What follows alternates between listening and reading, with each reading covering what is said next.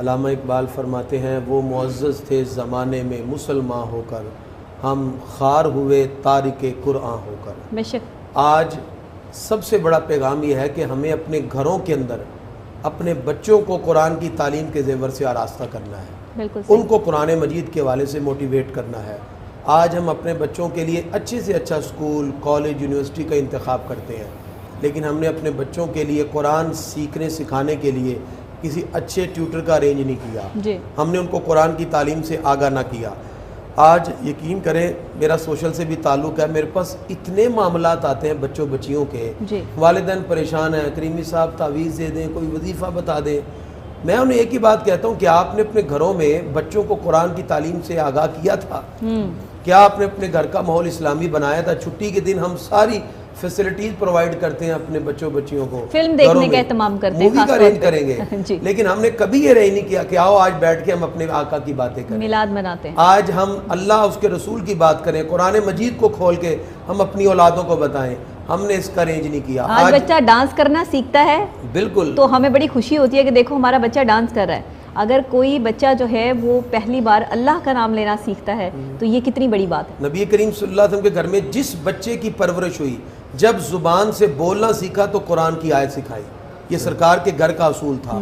आज एक मिस बच्चा लेके आती है, वो बच्चा खड़े होकर इंग्लिश की पोएमें पढ़ता है, तो एक इस्लामियात की टीचर कहती बेटा पहला कलमा तो सुनाओ, तो माँ कहती है भी बच्चा है बड़ा होकर सीख जाएगा।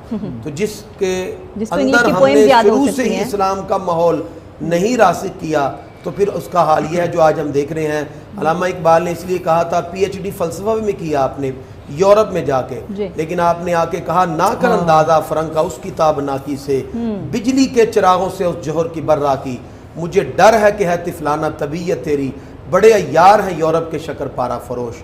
अल्लामा इकबाल कहते हैं आपके दिल में कुरान की अजमत है और इनकी कोशिश है वो फाका कश जो मौत से घबराता नहीं, ज़रा रूह मोहम्मदी उसके बदन से निकाल दो।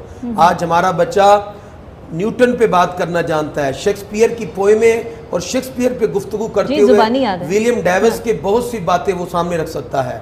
आज उसके पास रॉबिन्स के कवानीन भी हैं, लेकिन अगर नहीं है तो उसके पास अल्लाह के कुरान की मिसालें देने के लिए नहीं। आज हमारे बच्चों के पास कुरान और सुन्नत की वो तालीम ना रही जो हमें वदियत की गई थी, तो बुलादी मीरास जो हमने इस्लाम से पाई थी, सुरैया से ज़मीं पे आसमान ने हमको दे मारा।